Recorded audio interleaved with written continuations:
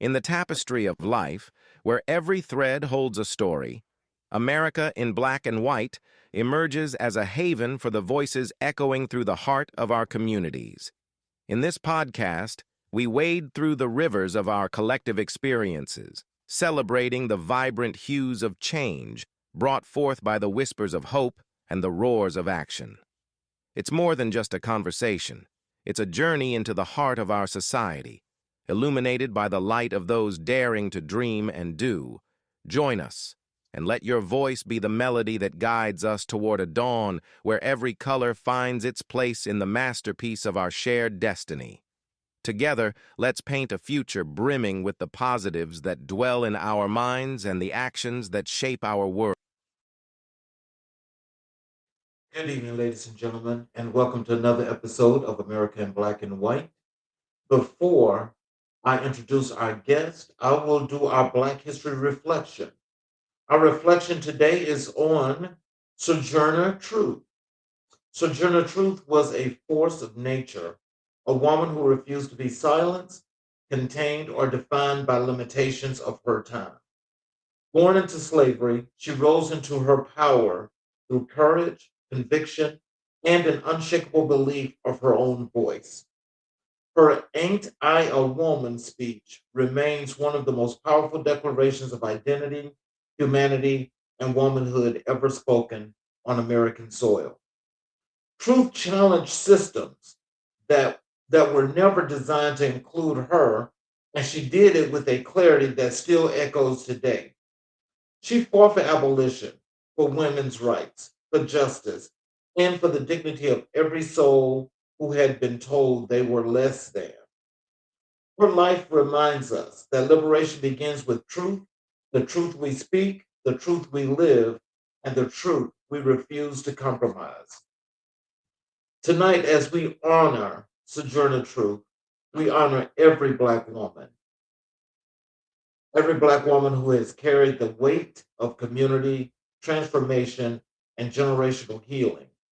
And we honor our guest, Kisha Woods, whose work embodies the same spirit of empowerment, authenticity, and unapologetic evolution. Now, to introduce our guests. Welcome to another powerful episode of America in Black and White, where we elevate voices, honor truth, and explore the stories that shape our culture and our future. Tonight, we are joined by a woman who is not just building businesses, she's building people. A woman who is not just shifting mindsets, she is shifting generations. A woman who stands boldly in her authenticity and invites others to do the same. Keisha Woods is a transformational force as a founder and CEO of Upgraded Mindsets. She has created a movement rooted in clarity, confidence, and intentional evolution. She is a life and business coach, an award winning entrepreneur, a speaker, a two-time podcast host, a community builder, and a champion for women rewriting their stories on their own terms. Her work is raw, real, and rooted in truth and kind of truth Sojourner Truth fought for. The kind Malcolm X demanded and the kind Dr. King envisioned. Tonight, we dive into her journey, her mission, and the legacy she is building. Let's get into it. Keisha Woods is joining us tonight. Hello, Miss Woods. Hello, hello, hello. Thank you for having me. Oh, welcome to the show. Welcome to the show. Is there anything you'd like to say to the audience before we get into the show? Just sit down because these conversations are necessary. That they are. Facts. So what I like to start with first is, I like to give our audience a chance to learn more about the guests as we get into the interview. And so I'd like to start with asking you if you could tell us who was Keisha Woods before upgraded mindsets, before the coaching, before the Ooh. platforms. Keisha was an individual who was lost in the sauce. I was somebody who always had a bold voice, but I really didn't know what I was speaking on or about. I felt like just because I was being loud and trying to get a point across that I was always right. I was someone who struggled a lot with her mental well-being. I was someone who did a lot of people pleasing in the process. I was someone who grew up, as a teen mom and gang affiliations and just acting like I always was grown at the age of 14. One would have called me a statistic, and I grew up, my mom in and out of my life. My grandmother raised me, and just really not understanding the power that I carry with all of the things that I have gone through to put me where I am today. I was a very angry individual growing up. And I know it was a lot to do with, how I grew up. My grandmother loved me to death, but, my mom just wasn't there. I'm blessed that my mom is still here today and we have a very close relationship, but I am very transparent. And the first 13 years of my life were pure chaos. I was someone who was born in the federal penitentiary. So that labeled me a statistic as soon as I came out of the womb, just understanding all of those things that played a factor into me being angry, me trying to find love in all the wrong places, me trying to beat up everybody because I was angry, and just understanding that all of those things shape me who I am today. I don't look at them as negative experiences. I look at them as lessons that I had to learn, unfortunately, but that has brought you the powerful, unapologetic woman that I am today, because I got accountable for a lot of the things that I caused, a lot of the things that I accepted that I shouldn't have. And that began the transformation in 2020. So just really shifting into who I'm supposed to be unapologetically has just been a journey in itself. Oh, wow. So what experiences shaped your understanding of resilience and self-determination?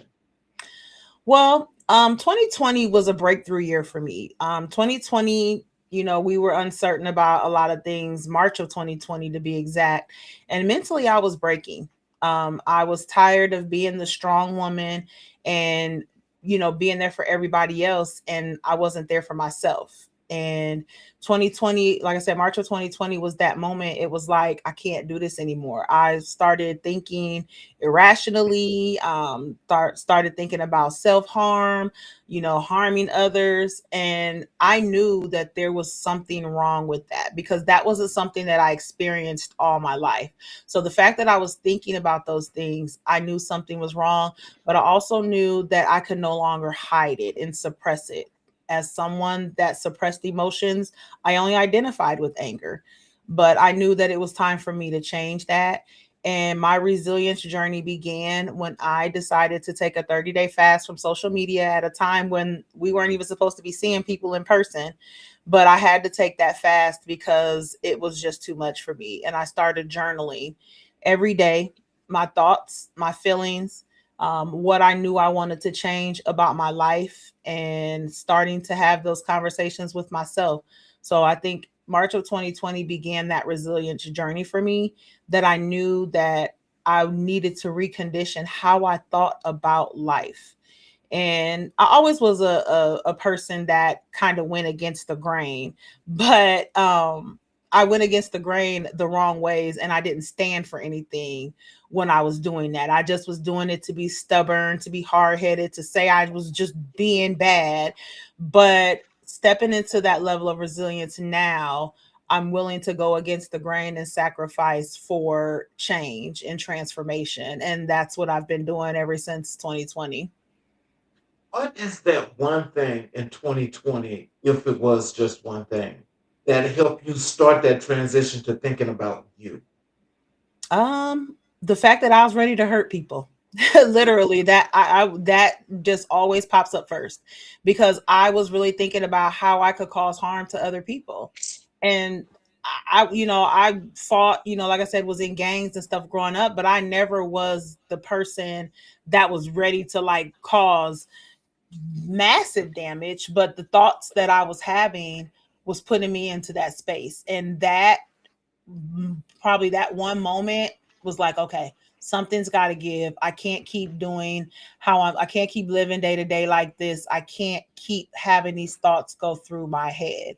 And like I said, that was the moment that I realized that I've got to change. I sent a group text to my family and I was like, hey, I got to take a step back because I'm going to end up hurting somebody.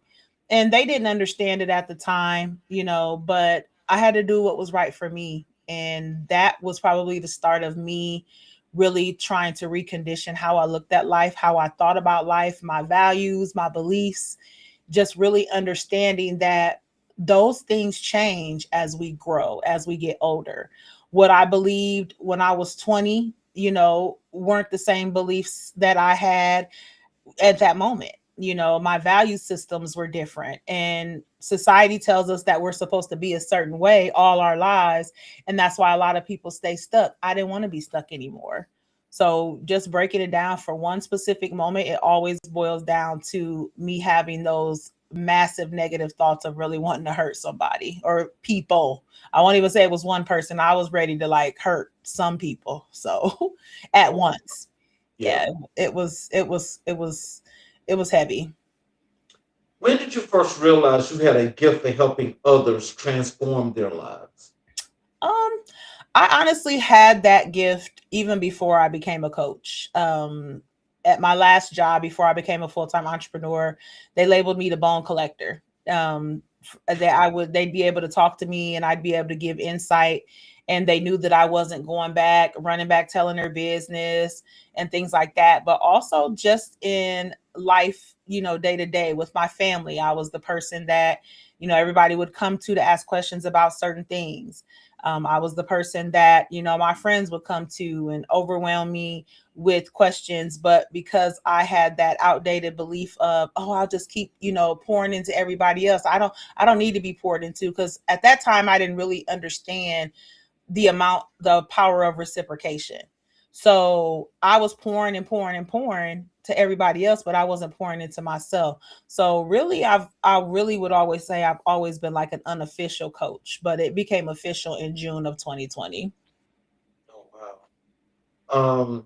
What was the turning point that pushed you into personal evolution? Uh, I think just being tired. As a woman, and especially as a Black woman, we bear a lot. We are nurturers by nature. So, therefore, everybody expects us to be the strong woman, to carry everything. Oh, I got it. I can handle it. And we take on that responsibility because of that societal expectation. And I was tired of living that way. Now, that doesn't mean that I didn't want to show up for other people. It just meant that I was tired of doing it at the expense of myself. So I knew that I still wanted to be supportive to people. I knew that I still wanted to help, but I had to figure out a way to do that by also prioritizing me, because I'm my number one priority. We will allow stress from other people's lives and other people's affairs to put us in the hospital. And I know there's been countless occasions before my transformation that I'd get involved in other people's stuff. I'm trying to rectify situations that had nothing to do with me. Just trying to insert myself. And I really don't operate like that anymore. If it doesn't apply to me, it's not, something that I'm going to insert myself into. So I think just really understanding that I can still be that person, just not at the expense of me, is really kind of my motto to this day. Wow, that's so powerful because as you mentioned, it is a common thing that when there's just problems that need to be solved, I'm talking about America now. Hmm. America wants to run to the Black woman and put all of its troubles on her shoulders. Yeah. As you think about that and you reflect, what did you learn from that you're doing different? Um, Understanding that everybody doesn't want to be saved, right? I think that's probably one of the biggest lessons I had to learn, because when I started, I wanted to reach every single woman, every single Black woman, every single woman in the world. I wanted them to hear my message and understand it and come along. But as I have evolved, I understand that there are people that are purposely how they are and they want to be that way. Everybody doesn't want to be good and gracious. There are people out here that really want to be evil, and that's from a man and a woman's perspective. So Mhm. me understanding that, because again, that's the mindset shift that I had to endure, understanding that everybody doesn't want to be good and jolly go lucky. Now that I know that, then I move accordingly, because even as a black woman trying to carry everything, I have to teach that to my clients too, because they have that mindset of, I don't want to abandon them.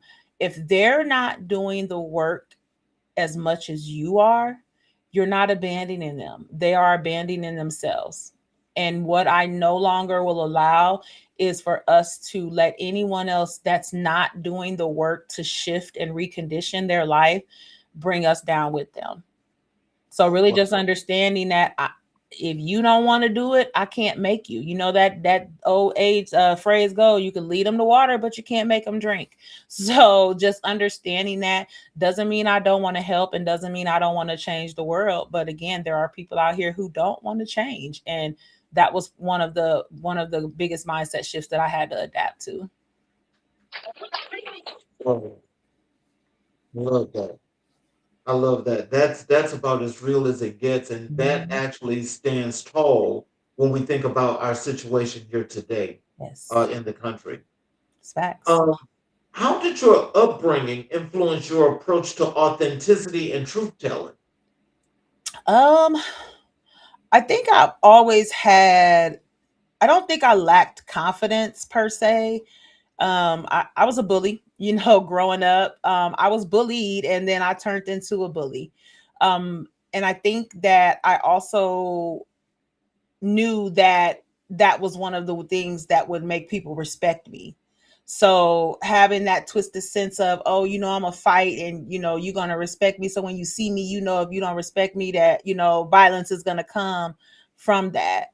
Um, I just don't fight anymore, not with my hands, but I still have that belief of being respected, and carrying myself in a different way, you know, um, having the conversations, being a lifelong learner, being open minded, understanding that everybody's not going to agree with what I agree with, and I'm not going to agree with what everybody else agrees with, but still being able to have a conversation, because I should still be able to converse with you even if we don't agree. That's what healthy debate is all about. Everybody's not going to agree. That's not how this world operates. But when you bring the evil and when you bring in, consequences, negative consequences just because somebody doesn't agree with you, then that's where the problem comes in. So just kind of understanding that everybody's not going to agree with how I operate. I'm very raw and uncut when I talk. And even when I'm doing content, podcasting and whatever else, I'm very raw and uncut. And I know everybody doesn't agree with that. And that's okay. It's for who does. Mm. So what role did healing play in your journey towards leadership? Oh, man. I think it played a big, big factor because I'm still on a healing journey. Sometimes I could be sitting working, and because I spent years suppressing emotions, there would be something that'll come into my mind that I hadn't thought about for years because I suppressed it. So just being vulnerable and transparent enough and being open to share that, because I share that with my clients because they're coming to me being vulnerable and transparent. So I'm not gonna not be the same with them. So understanding that, I've got to show some form of vulnerability and transparency. Now, that doesn't mean telling all my business because I don't do that, but I'm very transparent on this journey that I'm on. I'm very transparent with understanding that, growing up the way that I did definitely played a factor with me, holding myself back, suppressing emotions, not dealing with things, keeping quiet about certain situations. That's what we grew up. You don't talk about the things that leave out of this house. You better not say nothing. I don't operate like that anymore. Just because I did it doesn't mean that it wasn't wrong. And, some people will say now, oh, we used to do these things back in the day, and that doesn't mean it wasn't wrong. So just because we did it back in the day doesn't mean that we should not be able to correct it today. I'm not gonna not say something just because I did it when I was 15 years old. It was wrong. So if I've changed and I've transformed, then I'm going to speak on it. Speaking on it from personal experience, speaking on it to try to change it, advocate for it, whatever it takes. But I'm very unapologetic on speaking on those things that I probably once engaged in when I was young. So, what is one lesson life taught you the hard way that became a blessing? Everybody can't come. Everybody can't come. Everybody shouldn't come. And I think that was probably one of the hardest lessons because, when you start a journey of, a good journey, you want to bring everybody with you. You want to say, hey, I've got this vision, let's make this happen. And everybody can't come. So understanding that, I had to grieve that because I've lost long-term friendships, behind this journey. Um, you know, distanced myself from family, some family. But I had to be okay with that because once I grieved that process, because grief is just not about death. And once I grieved that and understood that that was a process, especially when you've been around people over half your life, it's like a grieving process. But also understanding that that was a part of the journey. I was put here to make a difference. I wasn't put here excuse me, Bless you. stay stagnant. Thank you. I wasn't put here to stay stagnant. And it took me up until I was 44 years old to understand that. And it came with some sacrifices, but I can stand here today and tell you I have no regrets on anything that has either left my life, that has happened in my life, because it shaped who the person that I am today. So, how do you stay grounded while carrying so much responsibility for Ooh, others? let me tell you, it is not an easy job. And there are days where I'm not, right? There are days where I'm like, I'm not okay today. You know, about 6 months ago, I lost one of my closest friends. So I'm still in that process of grieving her. And there are days where I'm not okay. But the one thing that I had to learn, and this is where I have removed the strong woman cape, is saying, I'm not okay today.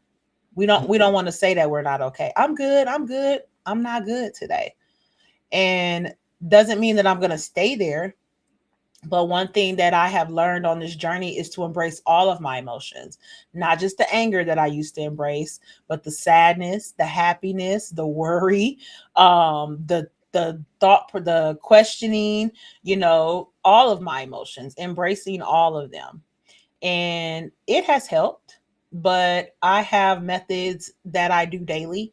First 30 minutes of my day are all about me.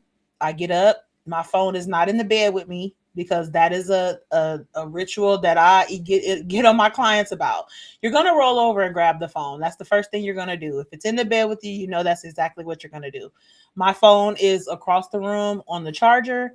So when I get up, the first 30 minutes are all about me, whether it's all about prayer, meditation, just reflecting in that moment. It's all about me. And once I do that, then I'll get up, grab the phone, do whatever it is I need to do. But that just sets the tone for my day. Because what happens when the first thing you do is grab your phone, you're now taking in the energy of what you're seeing on whatever you're looking at. So you log on and the first thing you see is, one of your close schoolmates passed away. So now you're sad. Now you're, oh my God, and you see everybody like sending the praying hands and sorry for your loss. You're taking in that energy. Or the current system of America right now. You get on social media and the first thing you see is something going on. Somebody says something and now it's got you mad. So now you're taking on the energy of being mad because of what somebody said on a social media platform. And now your day is all screwed up. So I'm very intentional about the first 30 minutes of my day being about me, because I'm mentally preparing myself for whatever BS is gonna come from the day ahead. So that's I'm very intentional about that, just for the from the morning perspective. What does rewriting your story mean to you personally? That I am not my past. That I'm not my past. I'm not anything that people look at and say, "Oh, I remember when you did this." I'm not that person anymore, and I have no problem correcting anyone that says that to me. So rewriting my story means saying, "Don't try to throw that in my face anymore." Do I accept it and acknowledge it? I do, but I don't need you to do that. I'm Mhm. rewriting my story here. I'm changing how I operate, how I think, how I live, how I breathe, and you're not going to try to bring me back to that. So I'm going to rewrite this story unapologetically, whether you like it or not. So rewriting that means just me being confident in what it is that I'm doing and continuing to make that impact my way. Because one thing that I also want to let people know, you can make an impact your way. Don't let society make you believe that you've got to do something this specific way to make a difference or to make an impact. One thing that I know is, as we continue to try to fight for, what we're fighting for, there are going to be different areas where we need different people. Everybody can't lead the organization. Everybody can't, talk about this. We need people that are planning over here. We need strategists that are planning here. We need the people about the finances. We need the people about where we're going to put things. So we need a healthy amount of people doing different things to be able to make that impact. So I say that from a community standpoint is you show up for your community your way. Mhm. Oh, I love that. I love that because there's so much of this telling folk that you must do things this way and this Mhm. is the process. Yep. That process is not for everybody. At all. At all. And I understand that so well. And, I get people that kind of, turn up and look at me and be like, well, why are you doing it this way? It's because this is my purpose in life. And I walk it very unapologetically. Um, I don't always have every answer, but I don't claim to have every answer. I don't say that everything that I talk about is going to work 100%, but I'm going to always have an idea. I'm going to always speak on that idea, but I'm going to be very mindful on who I speak on it with, because everybody is not receptive to receive those kind of conversations. So I'm very mindful of that. It's all right. um, how has your definition of success evolved over the years? Oh, let me see. I'm proud to be a full-time entrepreneur. If you'd have asked me in 2019 if I would be an entrepreneur, I'd have laughed. I got fired from my corporate job in November of 2020, still during, COVID and whatnot. But I decided at that time I was not going to try to find another job. I was going to step into entrepreneurship full time. Did I know what I was doing 100%? I did not. Did I have 6 months of savings to where I could say, yep, I'm going to do this? I did not.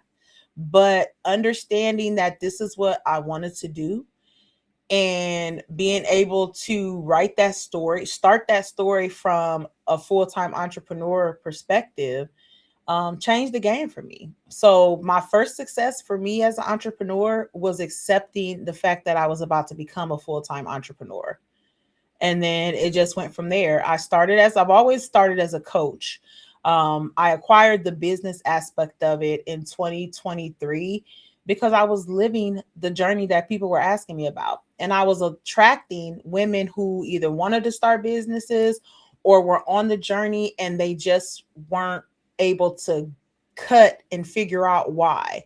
And what I discovered is I was helping them find their purpose, not only in life, but in business. So, assuming the business coach title in 2023 was another level of success for me, because that was the journey that I was walking. I was real life hardcore entrepreneur and I wanted to be able to help women, make it easier for them to be able to step into that journey. Let's transition over to your work as a community builder. What does community mean to you in the context of healing and growth? I believe that we have to have the conversations. I think what happens is we want to help community, but we don't want to have the uncomfortable conversations to be able to do that. Everybody can be surface level with things. Everybody can say, oh, we want to help with this, but you can't help everybody with a general answer. So you have to have those conversations and you have to normalize those conversations. I'll speak from a mental health perspective. I'm the president of our NAMI affiliate here, which is the National Alliance on Mental Illness. And I believe that in order for us to normalize people wanting to talk more about their mental health, especially in the Black communities, then the conversations have to be normalized. People are scared to tell people that they have they're going something's going on in their head because they don't want to be called crazy, because growing up, that's what was told. Oh, ain't nothing wrong with you, pray about it, there's nothing wrong with you, you fine, you fine. And people were real life struggling mentally. So normalizing those conversations to me is a very, very big part, and I'm very active in wanting to do that. NAMI has what they call Sharing Hope, which is for the Black and Brown communities, is for us, by us. And it really has a curriculum set up for us to really talk about the conversations that need to be talked about, whether it's the stigmas that came along with growing up, whether it is, from a, the religious perspective, but really normalizing the conversations. And I believe that once we continue to normalize that, more and more people will speak up, and then we'll truly be able to start to heal our community and really be more effective, because we can't sit here and act like our mental health doesn't play a cause in people not, going to school, people not, going to trades and being able to apply to make more money and things like that. We're not going to sit here and not talk about that. Those are factors. We don't want to talk about it, but it's conversations that need to be had. So I believe just normalizing the conversations and having a supportive space where there's no judgment, I think is a great start. And I'm very active in doing that right now. Wow. So, how did UPM Business Suites come to life? Whew, so UPM, crazy enough, I was actually let go from my job November 20th of 2020. The funny thing is, I actually acquired the building that is now UPM Business Suites November 2nd of 2020. So I was already on my coaching journey with upgraded mindsets, and me and two other amazing ladies that were my business partners at the time, we had sat down during the summer and we said we wanted to come up with a resource hub that people could come here and get a variety of different services under one roof. That was put into motion June of 2020. We said we're going to give ourselves a year to find a building. We found the building in less than 6 months. And November 2nd is when we acquired the keys for that. UPM has always been that hub, but the people inside it has transitioned beside me. My prior business partners are no longer business partners, but we are still close as ever. They are still in corporate America, and, it just didn't align for them, which was fine, but we had already established the base. So I was able to continue and operate it as managing operator. To now we have 5 other women business owners in here that are operating. Myself as a coach, I have a financial broker and insurance agent in here. I have a licensed esthetician. I have a crafter in here that does all of, print services. I have a holistic nurse coach in here. So we are really a hub of being able to provide services, not just for women, but for our community. Oh, wow. Now, that in itself, that's doing a thing. And see, that's what, when I just think about community in general, these are some of the things that we should all be thinking about doing, because Absolutely. if we can keep things or resources and services like this in the community, Mhm. there's no need to go outside. Exactly. You keep everything here. and you continuously to build on that. Yep. So with that in mind, have you guys done any like expansions where bringing on other people, other businesses, other services, or is that a thought process right now? Oh, we actually have. I love collaborating with other businesses. Myself and Lori, which is our financial broker here, we hosted an event, end of year growth experience. It was a women's experience, but I'm always open to collaborate and converse with other people to bring these resources. The one thing that I do not want to be is the leader in everything. I don't need to be the leader in everything, right? Right, right. That's not something that I want. So, yes, am I a leader? I absolutely am a leader, but that doesn't mean I need to lead everything. My ego, I don't have the ego, but if I hear something that is going on or something that may be happening that I want to be a part of, absolutely, I can contribute here. I can, here, I'm on other boards within my community, but I'm not the leader. So I don't have a problem with working with other organizations that align with my missions, my values, and my belief systems. I don't have a problem with that. And I will do it with no problem because it's still making an impact.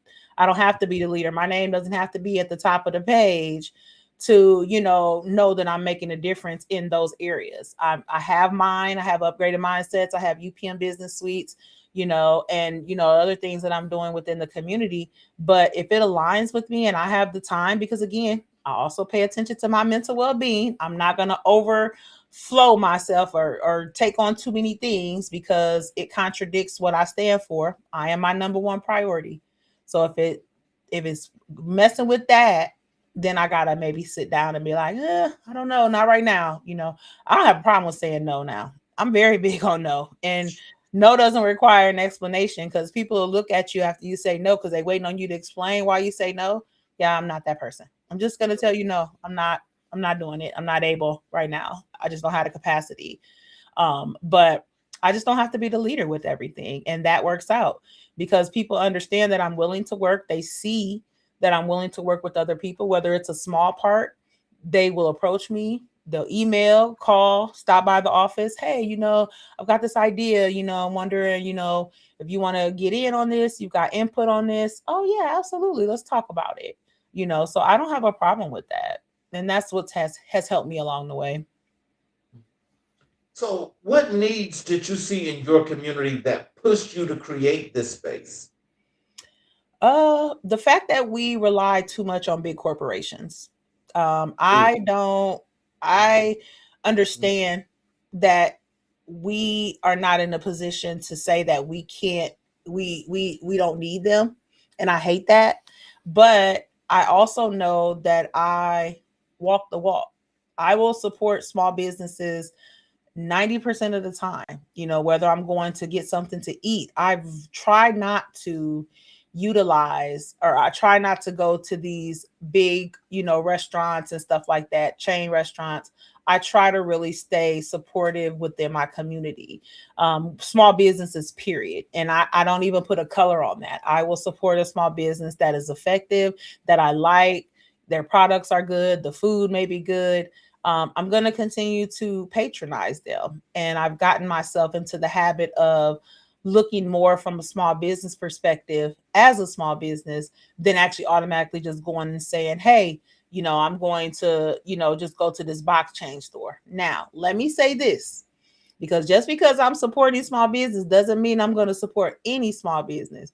You can't be reckless and you can't be negative and your customer service is trash and all of that. I'm not supporting that. Like I'm not doing that. So when I say I'm supporting the ones that I know are actually operating their business the way they should be. I will support it time and time again, but I'm not going to sit there and bash anybody that's not. You just won't get my money. So, it's work on yourself, but then, hey, let me give you my business card because I might be able to help you. So, right. So, how do you cultivate collaboration among women entrepreneurs? um, I'm very mindful. I have to people room. I don't want to collaborate with everybody because, again, as I said earlier, everybody doesn't want to be worked with, Yep. So just being mindful. I pay attention to energy big time. I used to just feel like, oh, everybody, everybody wants to do this. They don't, and understanding that I am just going to pay attention to the room. If you got somebody that's sitting over there, they're not engaging, they're not, or they're in their little crew. When I go to a networking event, I'm not going to talk to the same three people that I know. Right. So I notice sometimes when you're in these spaces, people are talking to the same people that they know. What's the point of coming to a networking event if you're not wanting and willing to network with new people? That's what I'm about. I'm to the point now where I go out of town to network. I do virtual networking because I want to meet new people. And that has helped me because I've been able to be speakers for people in Canada, virtual summits, things like that. It has put me in the room with women who do want to collaborate. And I'm not just limiting myself to my community locally, and I never have. And I think that's what has allowed me to continue to build and grow and be successful on that level, because I never looked at it as just my local community. I always had what I call a global mindset. And that involves me, I've got clients in 10 different states right now. It never was a local thing for me. That doesn't mean I don't want to help my local community, because I do, but I'm not going to limit myself to my local community when it comes to making an impact.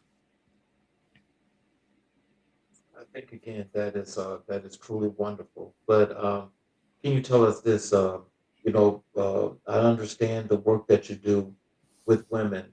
How do you embrace, people or groups outside of just women to bring them into the fold? Because apparently you've got a great sauce. You've got a great sauce, and I think, I think a lot of people might want to experience that sauce, especially, people that are in your local area right now. What Yeah. are some of the things that, they should be thinking about, when it comes to, wanting to reach out to you, to meet you, to talk about, the growth that they want to do and learning how you can help them? I want people to know that I'm open, always open to conversation. I love to talk. If y'all haven't picked up on that just from this live, I do. I love to talk. I have 2 podcasts. I love to talk. So I want people to know that what you may have known about me in the past, my olden days, if you're thinking about coming to have a conversation with me, please don't let that be a hindrance for you. I have a friend right now to this day. We grew up on opposite sides of the playing field, gang affiliation. She was in one and I was in another. We were, enemies by association. And now we are tight as ever. The power of shifting, the power of growth on both of our behalf. So I want people to know that I'm always open for a conversation. I'm always open for that. Now, I will be honest, if you've ever tried to cause me harm, or if you've ever, been malicious to where you've caused me harm, I may not be talking to you, because again, I'm on my healing journey. But I'm Right. open to anybody that is ready to have, that conversation, to have a conversation with me, and at least let me offer you some resources. Because the one thing I also say too, if I'm not able to help you, to assist you, and to support you, then I have resources of others that can. What challenges do women face when building businesses that people often overlook? Um, I think with women, sometimes we like to build businesses just strictly off of passion, right? That's great, but there also has to be purpose behind it. I have the 4 P's with upgraded mindsets. It's passion, purpose, perseverance, and performance. You do have to be passionate, but there has to be purpose behind it. You do have to persevere and you have to perform.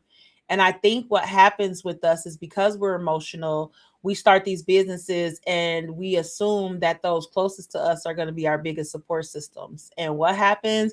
That does not happen.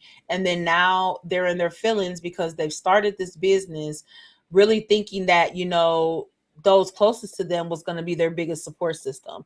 But you got to look at it from a perspective of a business. If you're starting a business, you don't want it to be just for your family and friends. That's a hobby. If you're starting a business to say, I want to sell shirts for my family and friends for family reunions and stuff like that, that's a hobby. But if you're saying, I want to start a business selling shirts for nonprofit organizations, I really want to, make shirts for nonprofit organizations. Okay, now you're talking about a business, something where you're able to make and turn that into a business mindset and a business strategy. So really understanding, if you want to start a business, then you've got to be in the mindset of that. And that involves bringing in some of the corporate process. That involves you hiring a coach, a mentor, somebody that can help you, somebody that has done what it is that you're trying to do.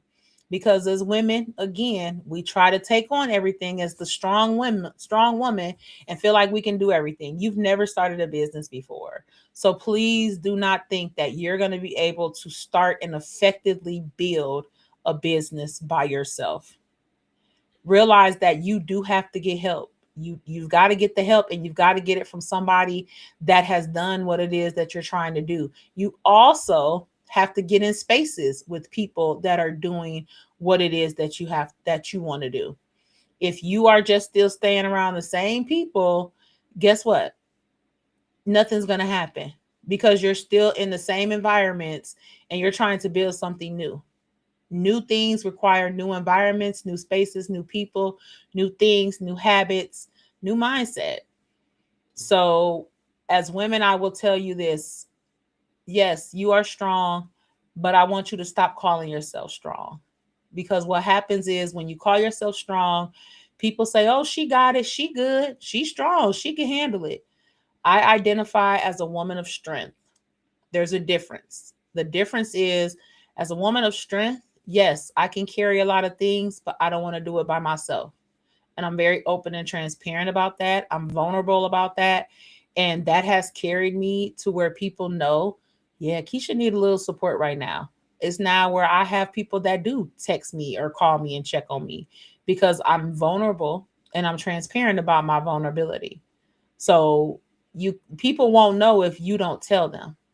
We say, oh, I want to, they should just know. No, sometimes you got to give little hints. You got to give little signs and things like that. And if you have a true friend in your corner, you should be able to have that conversation and say, you know what, right now I'm just not doing good. And if they're a true friend, they're going to be able to help you get through that, whether it's just holding you while you cry. But, you're a woman of strength, not a strong woman, because a strong woman is expected to just carry everything and not break. You can break, because I almost did in 2020. How do you measure community impact beyond numbers? Uh, I think feedback. I love feedback. I'm a forms girl, so I'll fill out, forms and things like that. But I also want people to give feedback. Hey, I got a question for you. What do you think about this? Somebody I know that's doing something that I may be thinking about. I have no problem with the outreach. Being able to have that community to where you're able to, extend outreach and have that conversation. Yeah, numbers do matter, but I think relationships matter more, because you're able to make an impact when people see you, working together with people. And that also goes to the youth. I'd say this too, because right now here in my city, we're kind of experiencing, kind of a youth crisis. But when they see grown adults working together, then it will prompt those to want to work together. But if they see you bickering and arguing and going back and forth, then how do you expect them? We want to lead by example. So I think community impact from that really just involves building those relationships, those authentic, genuine relationships. I think that's a powerful start. What is the most rewarding part of building spaces for others to thrive? Oh, I get such a sense of fulfillment when someone tells me that I've helped them with that. Um, I really probably in the last 2 years have really just accepted that this is my calling and this is my purpose. I've done it, but getting more spiritually in tune and really understanding that I'm here to make a difference and to leave a legacy of being able to show people how to be their unapologetic self, how to be confident in being their unapologetic self, and how to be able to make a difference their way. So I think just knowing that I'm making those differences in people's lives, it's making a difference in my life. I get such a sense of satisfaction when a client texts me and be like, oh, this happened, this wouldn't have happened if it wasn't for you. I get teary eyed sometimes. And I used to be a tough girl. I didn't cry, but I'll cry at the drop of a dime now. So just being able to hear that and be appreciated. That just gives me a sense of fulfillment like no other. Hmm. What is the biggest misconception about community leadership? Uh, Phew, to me, it's ego. I think a Mm, lot of times when it comes to people who are in leadership, it goes to their head. And I literally spoke about this a couple weeks ago at a conference about a lot of silos and from not just individuals, but organizations. We need to work together as a real community and understand that every organization is not strong in every suit. There are weaknesses, and really identifying those is really gonna take the ego out of things, because once you identify there's weaknesses or holes, gaps, whatever you want to call it, if you're a community builder, then you should be wanting to reach out to others that may have strengths in those areas that you're weak in. So taking the ego out of the equation will change the game so much. And really just understanding that. And I'm speaking to organizations, individuals, take the ego out of the equation. We're in crisis when it comes to mental health. We're in crisis when it comes to our youth. Egos cannot be a factor right now. We've got to turn those off. We've got to shut that off. We've got to brush them under the rug. And we really got to get our feet dirty all together. So, what are some things that you can tell our audience when it comes to a situation like that? What are some things that they should not do? Ooh, Lord, we got all night. No, I'm just kidding. I think that we've got to get out of the outdated systems of not working together. And I say that because just because your organization is this and has these certain values, there are values that and systems that you may want to adjust because you really are trying to be inclusive. We have so many different things going on, so you have the homeless crisis, you have the mental illness crisis, you have the youth crisis. There's not one organization that can tackle all three of those things effectively. Now you can try. I think we've got to stop being stingy with our grant money, and be open to bring others in that are really going to help us make a difference. Because are you trying to make a difference, or are you just trying to be performative in saying that you're making a difference? And when I say performative, meaning that it look good on social media, it look good on paper, but your action not matching that. So I think we've got to stop trying to handle everything on our own. The crisis has gotten too big, and we definitely have to pull together as a community. Big organizations, small organizations. If you're a big organization in the communities that you're trying to, say you're making an impact on, then why are you not reaching out to these smaller communities and these smaller organizations to ask the questions? The ones that I say are out in the trenches.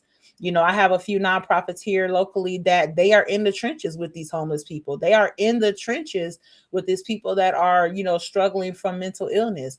So why are you not out having conversations with them on how you can help them because they're the ones in the trenches. So when I say stop trying to silo and trying to make changes from behind the desk, that's what I mean. You've got to get in and get these people that you know are out here in the field and get them involved with you just as well, because that's just going to increase the impact. We got a long ways to go. There's no overnight fix, there's no quick fix, but we can begin the journey to fix if we just again take the ego out of it and stop acting like that we can do it by ourselves. You said one thing that just it just kept hitting me, and that is, that working together. How do we? What are some suggestions for those that are running that gatekeeping process that you just mentioned, that need to come out of that tower and need to actually do the right thing? Because, I think the more and more, as you was just describing that situation you was describing, it puts our communities that much more at risk because, as you said, a lot of people are saying, "Oh, look what I'm doing." Mm-hmm. Okay, look at what you're doing. But then these organizations that are up and coming and are, as you say, out in them trenches, they need that. They need a little grant. They Yeah, need some assistance. They need to be brought along as well. What's wrong with doing that? Why exactly. do you think we have that issue still going on? It revolves back to me. It revolves back to people's personal development. A lot of people lack it. I was talking about this about a week ago. Sometimes we let our titles and our degrees define us, whereas continuing education in life should be a goal of yours. You should always, if you're expanding and building and growing, you've got to do that from a personal perspective first. I teach that with upgraded mindsets. You can't come to me and say you want to start a business and but you don't feel like that you need to grow personally. I'm not the coach for you. I'm not the person for you, because we're going to work on your personal growth so we can make sure that what you're trying to do as a business is aligned with your purpose in life. You have to have a purpose driven business. That's the number one way to be successful. But understanding that you have to know that you've got to work on you. So if you are somebody that's like, that's just how I am, that's just how it is, then that's probably somebody that don't want to grow. They don't want to acknowledge those things. And that's unfortunate. But in order for us to shake that, we all have to acknowledge that we all have room to grow. There's areas that we all need to work on, and you really need to figure that out. And if you can't figure that out by yourself, then you better get somebody involved in your life that can hold you accountable and help you with that, because being a leader requires continual growth, because you're not going to stay leading the same thing. So you have to grow with the times, and that involves personal growth, personal development, self-reflection, all of those things. And a lot of people aren't doing that. They just staying stuck in the ways of 2010, and it's 2026. So understand that you've got some growth to do as well. And once you become that lifelong learner, then you will be open and receptive, and you won't be so quick to gatekeep. Mhm. So, how do you balance community needs with personal boundaries? Oh, I say no. I'm big on that. There is no long explanation needed for that. I'm gonna say no. Um, I don't I don't respond fast anymore, because before I used to just say yes out of because I felt obligated to. So I definitely listen. And if it's not something that's aligned with me and it's just not anything that I stand for, I'll say no pretty fast, but I don't respond as fast anymore. So making sure that I'm balanced. Okay, so you're asking me about something. What does that look like? What is that ask looking like?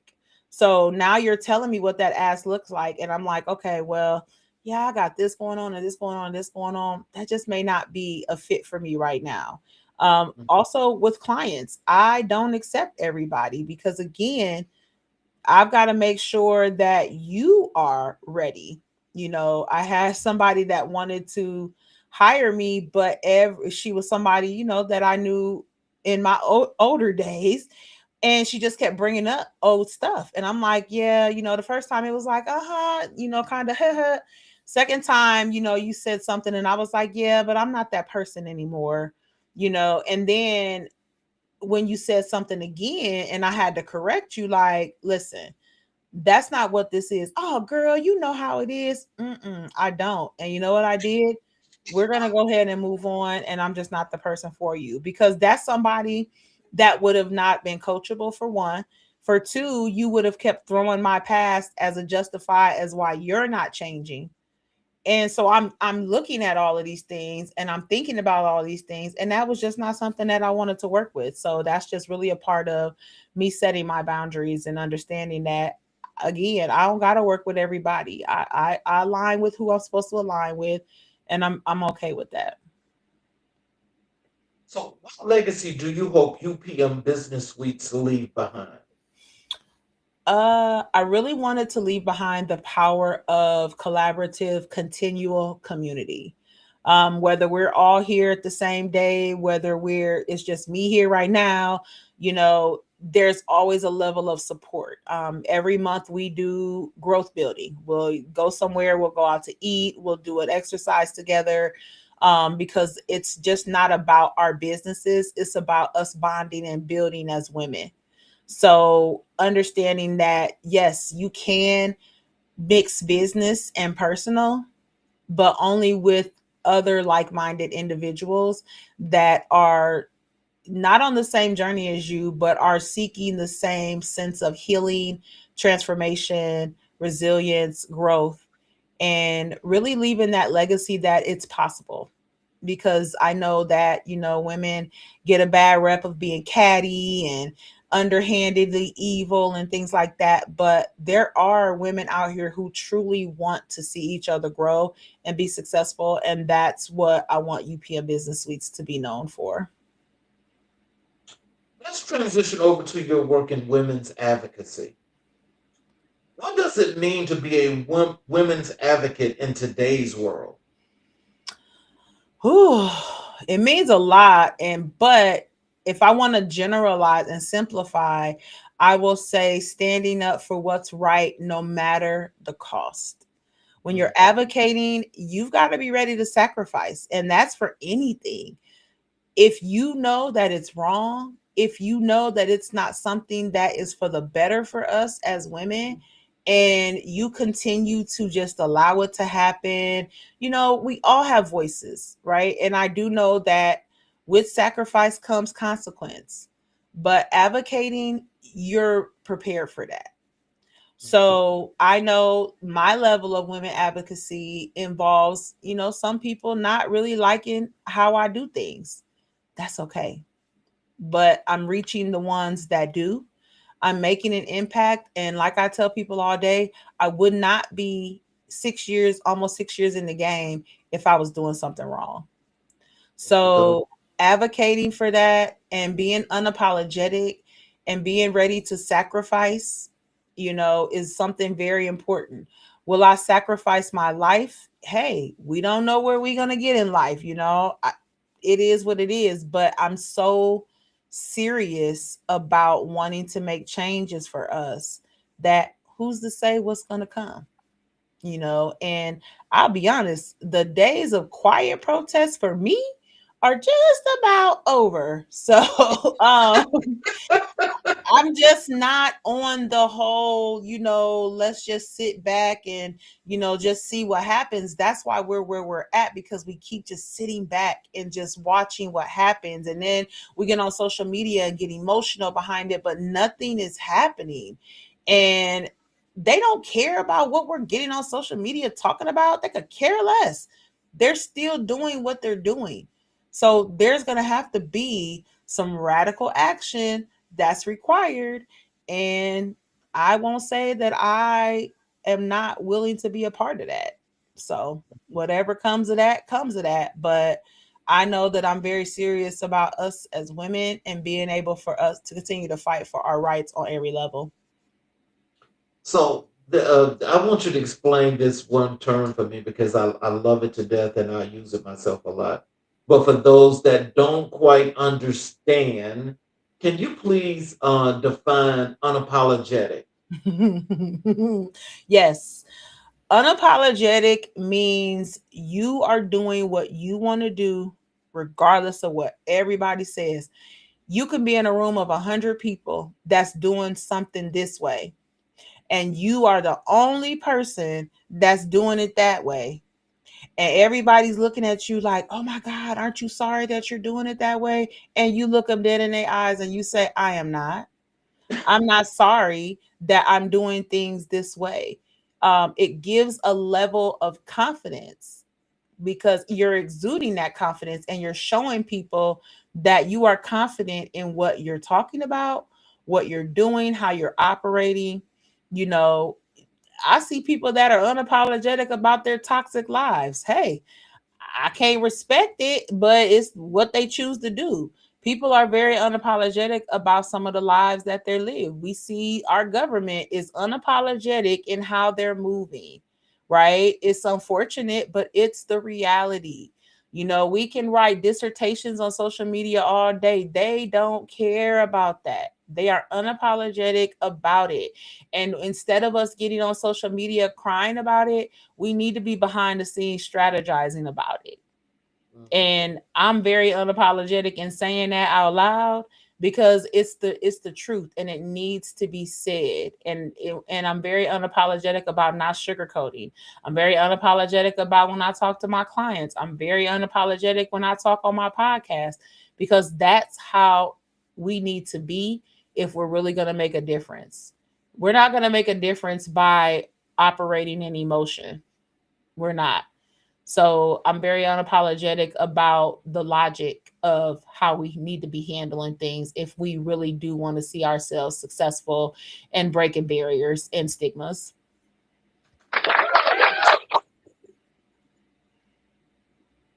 I second that emotion 5,000%.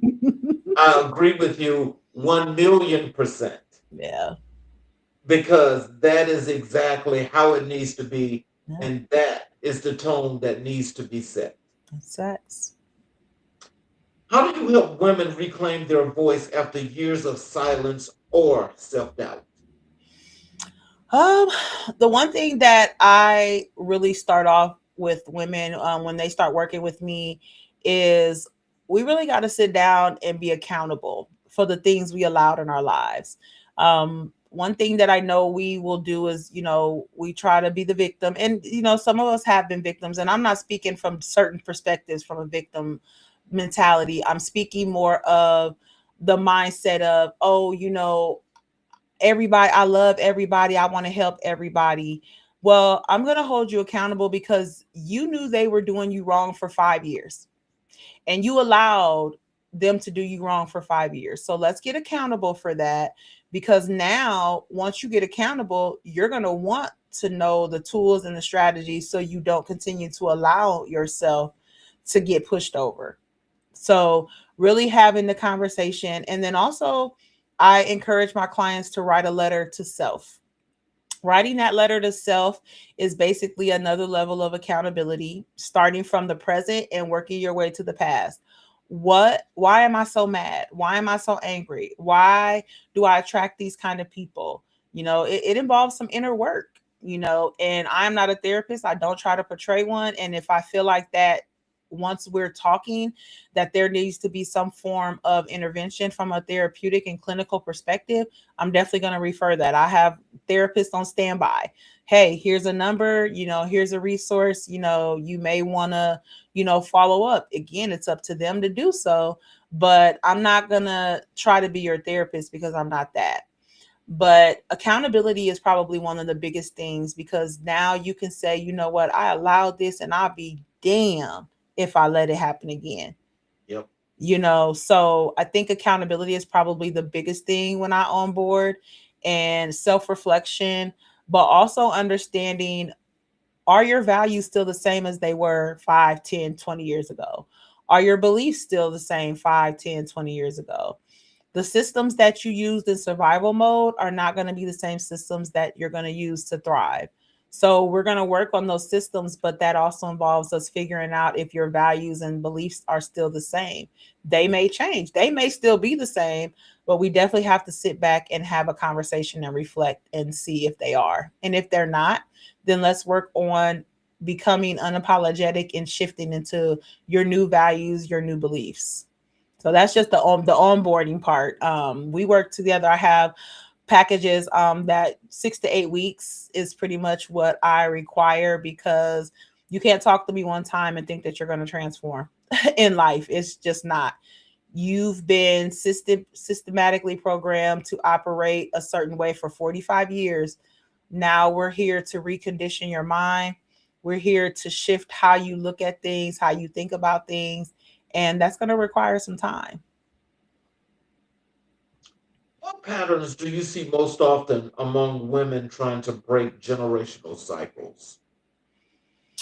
Ooh, probably trying to bring everybody along. Um, that was me speaking from a personal perspective. Once I realized that I did not have some of the same values that I had growing up, I then realized that I wanted everybody else around me to not have those same values either. And I think what happens with us as women is wait. We will wait until the other person says, "Oh yeah, I want to I'm come on, yep, I'm ready to change now." And I have seen women wait months and months and months, and while they're waiting, they're frustrated because the other person is not doing anything. They are not ready to make the shifts that they want, that you feel they should be making. But you have sat for the last 6 months and waited for them to make a hint of change. And now you're mad and you're angry and you're stuck because you waited, when in all actuality, you should have just started 6 months ago, because you can't make anybody do anything. You are in control of yourself, and you shouldn't be trying to hold yourself back waiting on somebody else to get on board with you, because their journey may be different. They may not supposed to be starting, the same time that you're starting. There may need to be another life experience that happens for them to really get on board with that, because you got to want to change. You got to want to change. You've got to, even I use the word motivate, but I'm shifting more into the discipline, because you've got to want to do things even when you're not motivated to do them. And getting yourself disciplined will require new habits, new adjustments, new routes, new routines, and also involve new people. Because again, these people, they're not ready to change. If someone's always saying, "You know how I am, girl, don't worry, you know how I get," they're not ready for change. You're not going to talk to them enough to where they're going to say, "You know what, you're right. Come on, let's do this together." They not ready, and you can't wait for them. There's a comment here from Michelle King, and you can respond if you like. Oh, I don't see it. I'm sorry. Where's she? Let me see. It's on the screen. She's saying Coach K, and she's got the muscle, the praying hands, and the heart, and Oh, looks yes. like something She pimp. is You one see of, it? yep, there it is. Yep. So she is actually one of the lovely ladies here at UPM Business Suites. She is a nurse of almost 30 years, and we are very much aligned in our mission of wanting to really embrace the healing side. And I love that her being here, because she comes from the clinical background, and she still wants us to be able to make the change the holistic way. So, we have those kind of conversations all the time. She is all about, making change for our people and being able to educate them from the holistic wellness perspective, which is, and for her, is mind, body, and spirit. So, I love that she's in here with us, because we're making that difference together. So I appreciate it. So let's transition over to your entrepreneurship and you being the CEO of Upgraded Mindsets. Can you tell us what inspired you to create Upgraded Mindsets? Really, the name kind of speaks for itself. When I was in that journey in 2020, I was ready to upgrade my mind. ready to look at things differently, think differently, be different. And I knew that involved this, because one thing I tell people, this is where our mind is, where everything begins, every thought, every decision. And sometimes we take advantage of that. We, you know, take it lightly and we don't think about it. But ever since that moment in 2020, when I knew I was ready to make a change, I'm always thinking about how I'm upgrading my mind, how I'm elevating, how I think, how I move, how I live. And that is really where Upgraded Mindsets was birthed. It was birthed during that 30-day fast that I took from social media. I was journaling every day, and I decided probably about day 24 that I really did wanted to become a coach and start helping other women do the same thing that I was doing at that time. So that's where Upgraded Mindsets was birthed. Just really wanting to upgrade my own mind, and that name came into play because I wanted to help others do the same. Well, tell our audience about Upgraded Mindsets. What are the services that they do? What's the operations and the functions of the company? So, Upgraded Mindsets is a full scale coaching and supportive consulting platform. Upgraded Mindsets is for women who are seeking life's purpose in their personal and professional endeavors, starting a business. And really, we help you like really get clear on what it is that you want in life. We help you break the stigma of being stuck. We help you break the stigma of not prioritizing yourself. We really help you get clear on what it is that you want in life. We help you understand that it's not too late for you to live your best life. And the platform that we provided through, whether it's through one-on-one coaching with me, whether it is through group coaching through me, whether it's through my platform that I have, the Upgraded Mindsets Women's Circle, Upgraded Mindsets Media, which are my podcast, which is Empowering Real Talk, The Woman's Hustle, Thrills and Spills of Entrepreneurship. Anywhere you catch Upgraded Mindsets, it's going to be something to help women really discover, activate, and align the best versions of themselves, figure out what that is, and help them activate it confidently and unapologetically.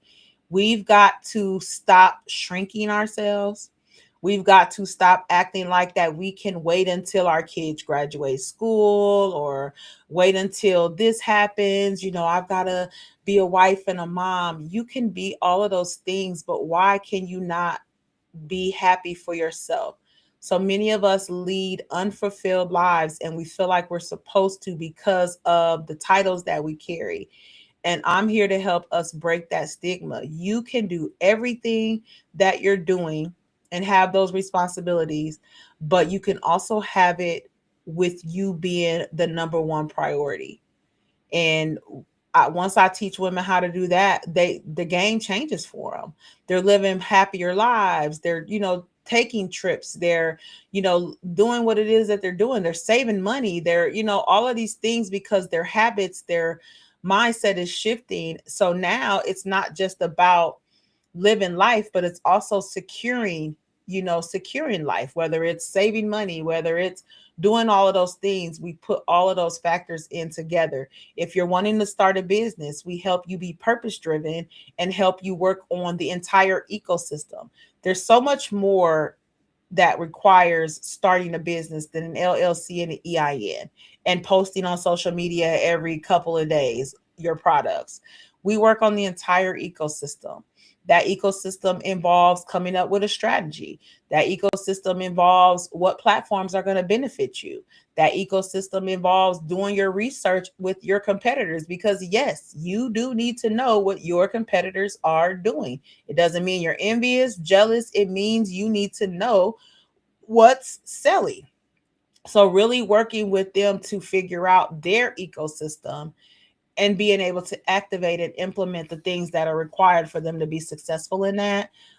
Just working with women on different levels, whether, like I said, whether you're starting businesses or not, we're here to help you get clear on what it is that you want. We're here to help you stop playing small, stop shrinking yourself, stop putting yourself on the back burner, and really step into the person that you're destined to be. Oh wow. See, that's great work right there. And Thank that you. right there, that's got some depth to it that I can understand your process of helping them to evolve and to grow. Yeah. That makes a whole lot of sense. And that is Mhm. something that I think when you get more and more strong business people that understand that whole purpose, it makes that big of a difference. Michelle Absolutely. just put another comment here in the chat. Thank you, Michelle. I appreciate it, and please continue Thank to tune into you. the show.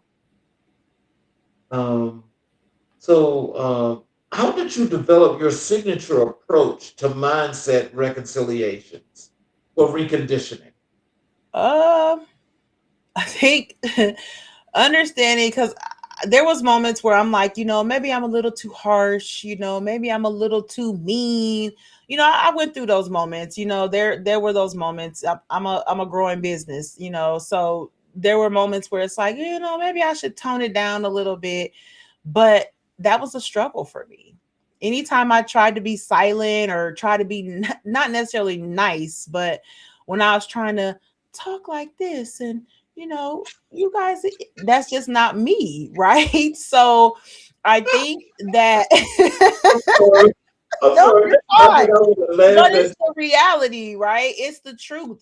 I'm very bold in my words, and because I've always been that way, I just Mhm. had to incorporate that into my brand. So being able to speak boldly, to have those conversations and be raw and uncut about it, um that's what, like, I had my women's community, I'm vulnerable with them and I share that with them. Like, someone told me the other day that they think sometimes I may just be a little too loud, and it was like, I've heard that all for years. Even when I was in corporate America, I did a lot of customer service management jobs and things like that, so they would always say my voice would carry.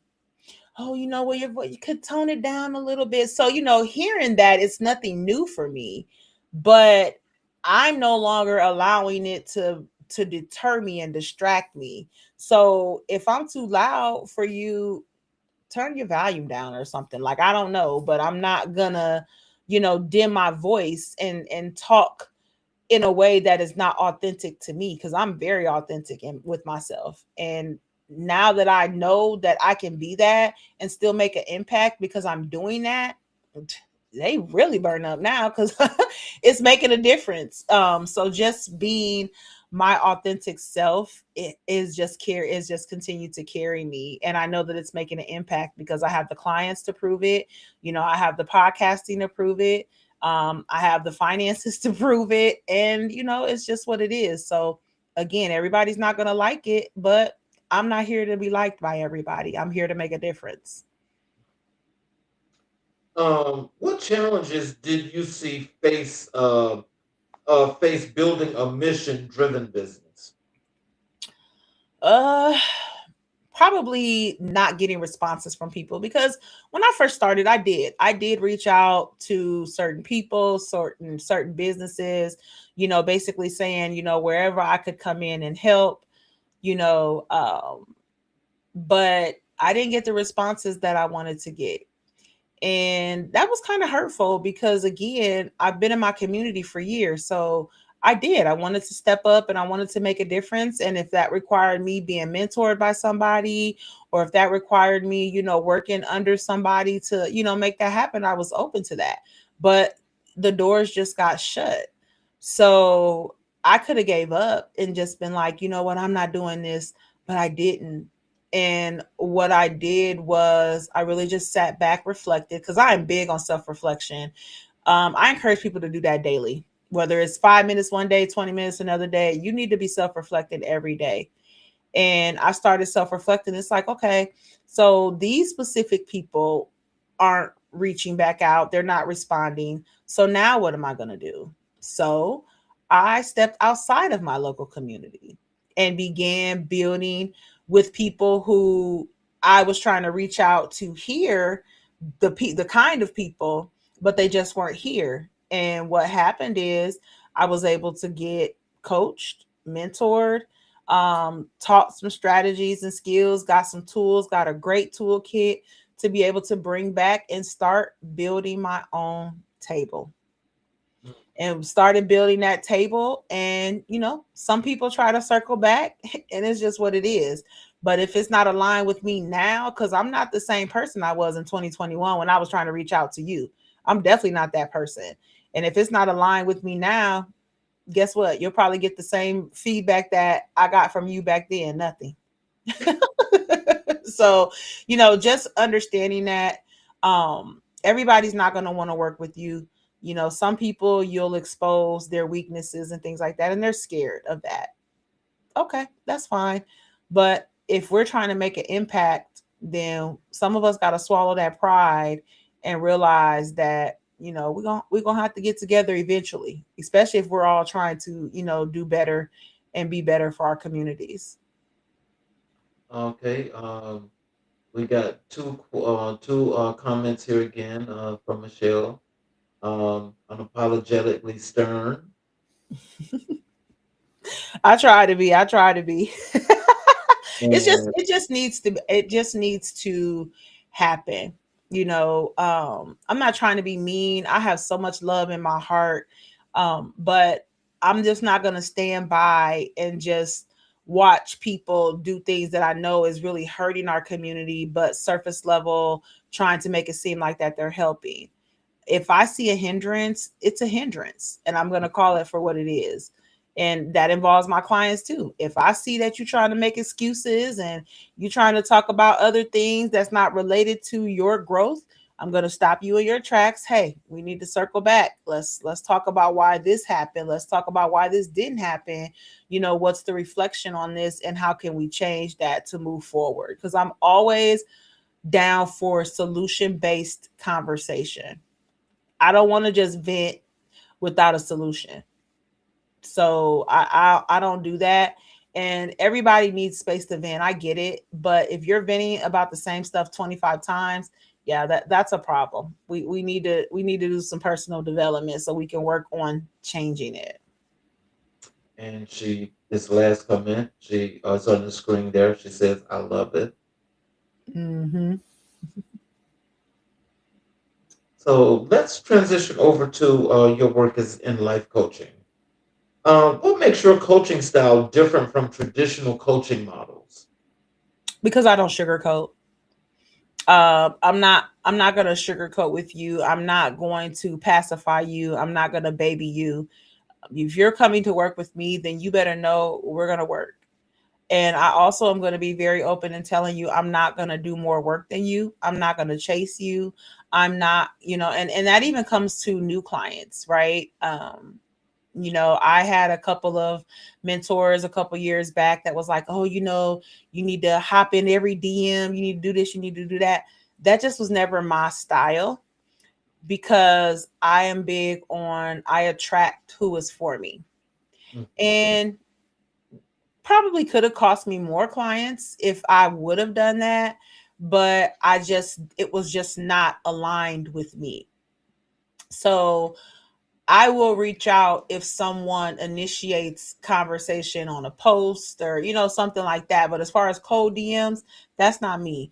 But I am very vocal about not chasing anybody. So if you're somebody that feels like that, you're going to be chased and you're somebody that's going to make 50,000 excuses why you didn't do one specific assignment, then I may not be the person for you. Um, you've got to want to shift in life. You've got to want to change. You've got to acknowledge that you need to change, and then you've got to be ready to take the steps to do so. It's not going to be easy. Social media has made it seem like that things are just, an overnight process, and it's not. It is not easy to recondition your life. It is not easy to stop doing the habits that you've been doing for 20 years. It is a Mhm. process, it is a journey, and it is a hard journey. But it's also hard staying the same, staying stressed out, staying unfulfilled, staying unsatisfied. It's just as hard to do that because now you're messing with your quality of life. So you want to pick your heart, and I pick change. Mm. So, how do you help clients identify the root of their limiting beliefs?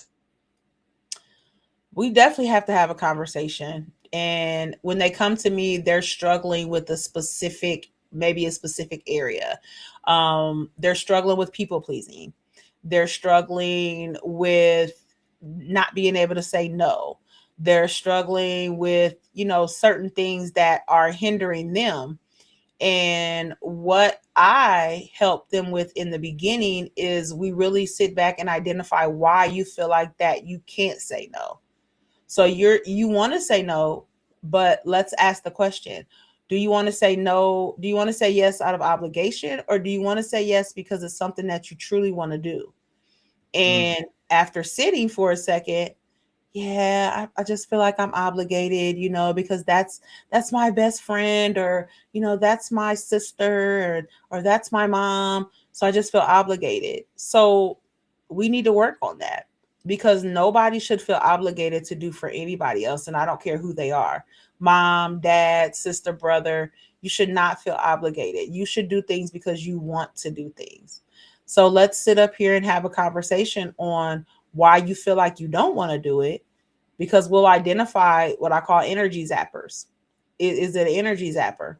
Is it something that you're like, oh my God, every time they even come to me, I cringe, that's a problem. And we need to identify that. You know what I'm saying? So really having the conversation and just really discussing those things. 9 out of 10 times they'll come and be like, you know what, I'm doing it because of obligation. So now we're going to work on coming up with a toolkit for you to be able to say, instead of just answering right away, okay, let me think on it for a second. Someone may want to borrow money. You say yes just because you feel obligated.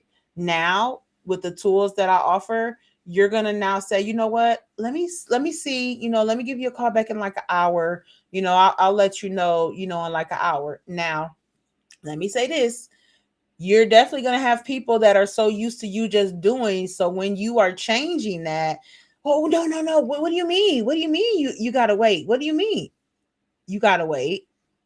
You're doing this for you, not them.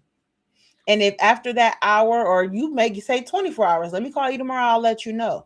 If they cannot understand that you are wanting to wait until you give an answer, that is a whole separate conversation that you need to ask, because you need to ask yourself, is that a one-sided friendship? Is that a one-sided relationship? Nobody should be mad because you want to think about something. Exactly.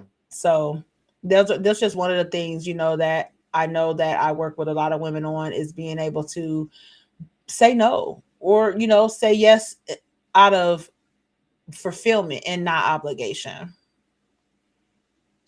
Let's transition over to your authorship and creative work, because this is I think this is like a really big bolstering part of what you're doing with your business.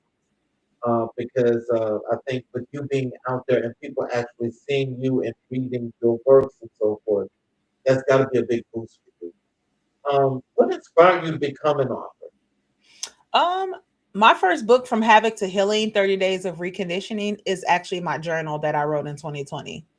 I didn't realize at the time that I was going to turn it into a book when I wrote it, but I went back and reread it in probably mid to late 2022, after it sat on my computer for 2 years.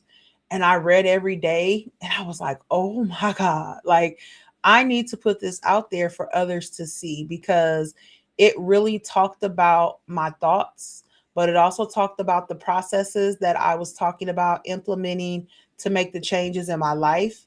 It talked about how I knew that people weren't going to be happy with the changes that I wanted to make in my life. And I felt like that was something that other people needed to read, because I feel like as women, we feel like sometimes we're alone in those thoughts, in those, so I published it February 24th of 2023, actually. So it's literally been 3 years, and it became an Amazon bestseller. I put it on Amazon because I knew I wanted it again to be a global thing, and it's available Kindle, Audible, hardback or paperback. And that was really a moment for me to say, you know what, this is another level of me being able to show people that life, it's never too late to elevate. So I published it with that in mind. I am in the process of putting together a memoir of some sort, which is kind of like me talking about more of my story from a whole life standpoint. Because from having to healing 30 days of reconditioning is literally just those 30 days. But it's time for people to know more about the transformation and why I needed to transform, and talk a little bit more about my past and things like that, because I am the epitome of transformation and resilience. I claim that. And I've got my most recent journal, which I'll call it that. It's called Becoming Her, which is healed, empowered, and ready. And this is a 30-day guided blueprint for purpose, power, and personal transformation. And this is available on my website, but this is literally you going through the title of Becoming Her, which again is healed, empowered, and ready. It has journal prompts daily. You've got weekly checkpoints. But this is for the women that are ready to stop playing small and really step into the women that they're really supposed to be. So this is available on my website. If you're somebody that is ready to step into your power and be unapologetic and really figure out what life is supposed to be for you, really asking yourself the questions of how you want life to be designed, then I definitely recommend grabbing Becoming Her, because it's definitely one of those things that's going to help you really work towards becoming your most confident, unapologetic self. What themes connect to your writing? I'm sorry, what'd you say? What themes connect to your writing? Uh, Probably just life experience. Excuse me.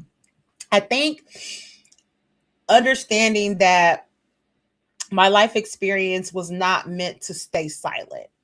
I think realizing that I'm supposed to tell my story.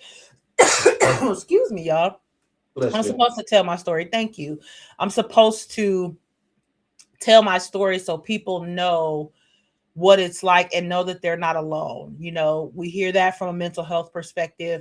You are not alone. We have, resource lines, crisis lines, and things like that. But sometimes we just need to know that we're not alone in our thoughts. We're not alone in our feelings. And especially as Black women, we are supposed to be designed to carry the weight of it all.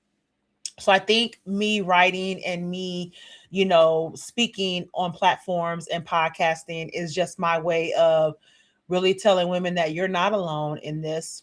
And that is, it's never too late for you to make the changes in your life, and whatever that looks like for you. It could be you quitting a job that you hated for the past 15 years. It could be, you wanting to step into entrepreneurship. It could be you wanting to say, you know what, I'm tired of this friendship. It's not serving me, and you're ready to walk away. But my life experiences, I think, were supposed to be put out for women to understand that it's never too late to make the changes that you need. You don't have to stay stuck. Tell us about your podcast. So I have two. I have Empowering Real Talk, which is, I've had Empowering Real Talk for almost 5 years.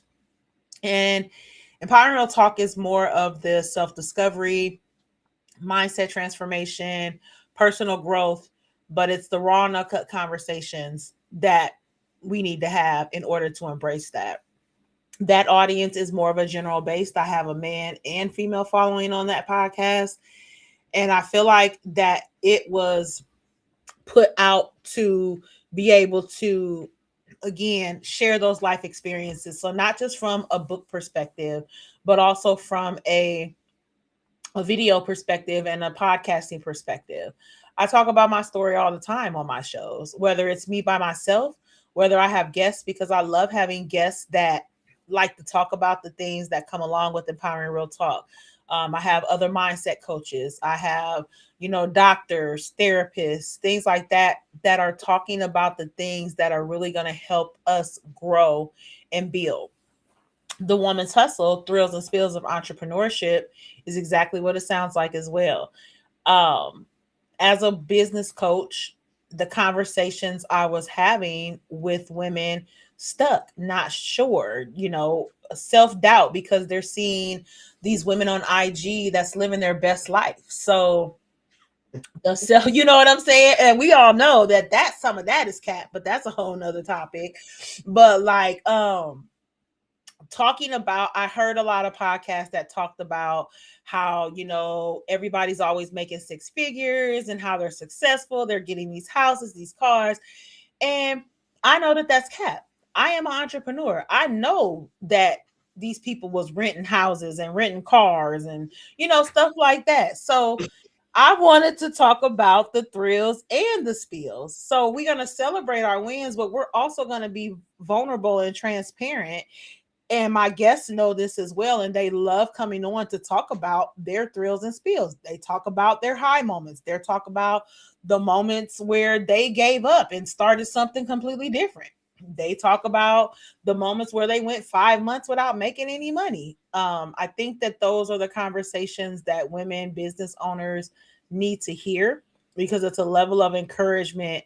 Again, also letting them know that they are not alone in the entrepreneurial journey. So whatever level they're on, whether they're in the visionary stage with an idea, they're in business, but they're stuck, they don't know their next move, or they're scaling and they've been in business for 15, 20 years and they're making millions in their business.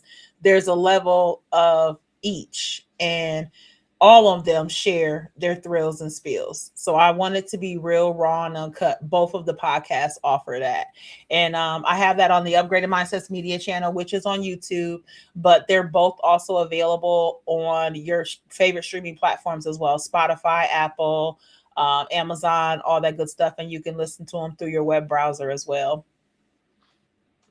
And so, getting to this part here, when we chatted, and I told you we do Black History 365, and of course, this month I've been opening with reflections of different people, and tonight's opening reflection was one of the folk that you said inspired and influenced you so Mhm. much, which is Sojourner Truth. You also told me that Malcolm X and Dr. Martin Luther King Jr. were also great influences on your life and career. Can you tell us why is Sojourner Truth one of the most influential figures in your life? Because I just embody so much of what she did. Um, I feel like that if I knew her personally, we probably would have similar personalities because she just wasn't having it. She wasn't going. And I think that I'm just that person. And I love that. And that's something that I want to continue to embody, because that's what we need. As I said earlier, there's a level of radicalness that needs to happen if we truly want to see change in our communities and our systems.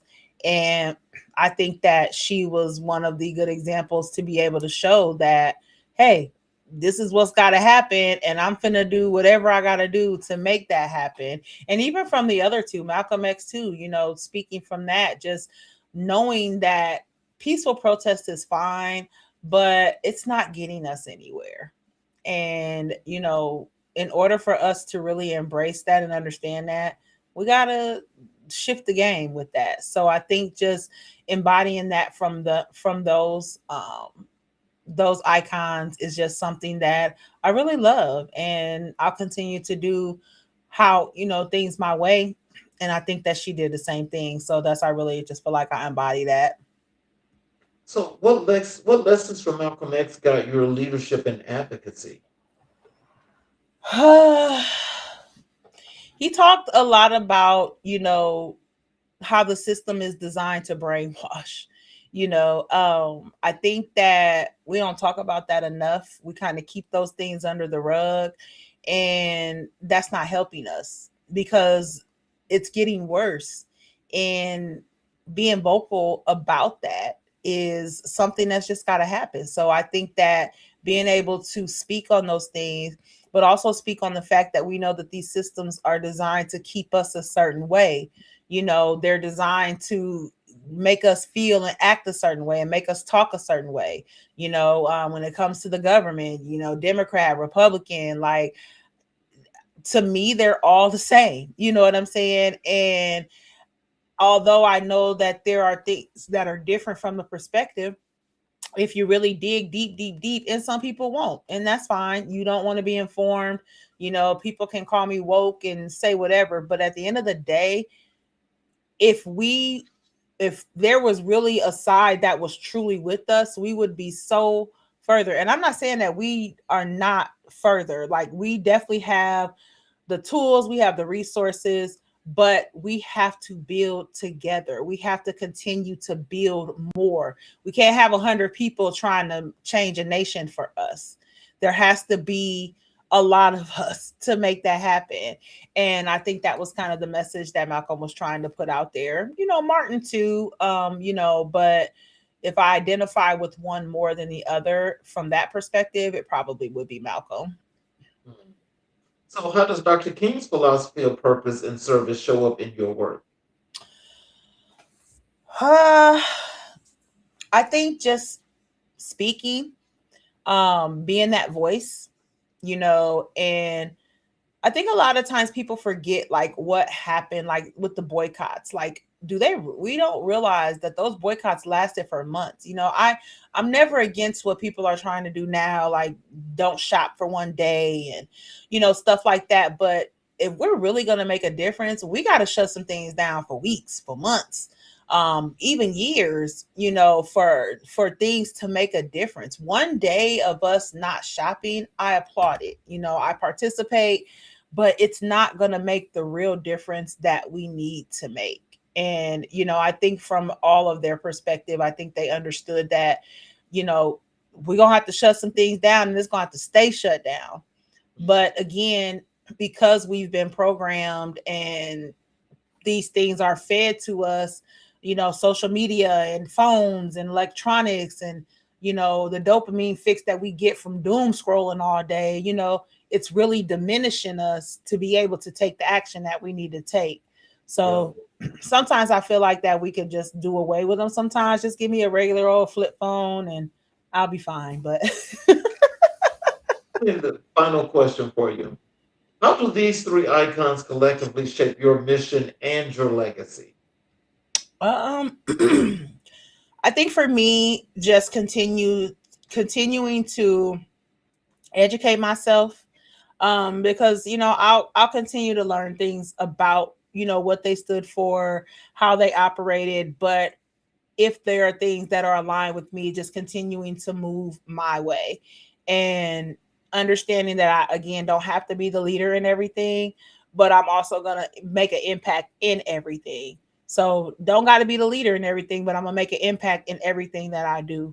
And I think that embodying those three is a huge part of that, because I think that whatever they did, they were trying to make an impact, and they did make an impact. I'll take the try out. They did make an impact. So I think that's just kind of how I want to do things and leave a legacy of knowing I made an impact in my unapologetic approach to how I'm trying to handle things. So, in closing, what are some words of wisdom and encouragement you'd like to leave for our audience, as well as how to connect with you via your social media, your websites, how they get your books, all of that good information? I will say this, people. um, be okay with being you. I think so much has happened to where we're trying to be other people. We're trying to live other people's lives. We're trying to mimic society in the wrong ways. And I want you to really sit down and ask yourself the question, am I living a life fulfilled? If I were to be on my deathbed tomorrow, can I say that I lived a life fulfilled? And if you can't answer yes to that, then you need to start doing the work so that you can. Whether that involves personal development, whether that involves going back to school, going to get a trade, that involves investments, whatever that looks like for you, be okay with making it happen, and also be okay with understanding that everybody is not going to understand your processes. Stop trying to convince everybody to understand. They're not supposed to.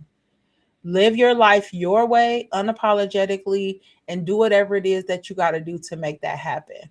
Everybody's not going to be on board, people, but you are ready to recondition to honor your values, your systems, your beliefs, and you better be unapologetic in doing so. Because I don't want you to leave here and say that I did not live a life fulfilled. I'm not going to be that person. When I leave this earth, I will definitely be able to say that I lived a life fulfilled. And I want everybody that's watching this and everybody that will watch it to be able to do the same. You can learn more about me at my website, which is upgradedmindsets.life. You can follow me on all socials at Coach K Transforms. My books are available on my website. From Havoc to Healing is on there, and Becoming Her. If you're interested in learning more about my services, again, everything is listed on the website. And then if you want to listen to the podcast, you can follow me on YouTube at Upgraded Mindsets Media. Subscribe to the channel. Check out the raw and uncut conversations I have over there. And I just want you guys to live a life fulfilled. Be unapologetic in who you want to be and follow your desire, follow your dreams. If you don't know what your dreams are, you owe it to yourself to figure it out, and you owe it to yourself to make things happen. Well, before I close, I want to first tell you that I appreciate you so much for coming Thank and you. sharing not just your story, your journey, but the positive impact that you're making in the community Thank and you. with the inroads of the people that you're specifying in how you're trying to make things happen. I appreciate that 5,000%, and Thank I you hope very that we much. can have you back on the show. I'd For be those I'd love to. Thank you. for those of you that are watching on all of our channels, including our YouTube channels, if you have not yet subscribed and enabled all notifications, I would appreciate if you could support us by going and subscribing to the channel and please enabling all notifications where you get the opportunity to catch all the shows live when we go live. In closing, I have this monologue that is very specific for you, Keisha, and for our audience to make sure you please understand this. Keisha, your voice is a reminder that transformation is not a moment, it is a lifestyle. Mm. Your work challenges us to confront our truth, elevate our mindset, and step boldly into life we were meant to live. You stand in the lineage of Sojourner Truth, Malcolm X, and Dr. King, leaders who demanded change, embodied courage, and spoke life into their communities. And tonight, you carried that torch with power and grace. Thank you for your authenticity. Thank you for your leadership. And thank you for reminding us that rewriting your story is not just possible, it is necessary. Yes. This has been American Black and White. Good night, family. And please come back and watch us again tomorrow where we have a great Final Word Friday show for you. Thank you all and have a great evening. Thank Thank you, you. Keisha, and I'll definitely be reaching out to you. Thank you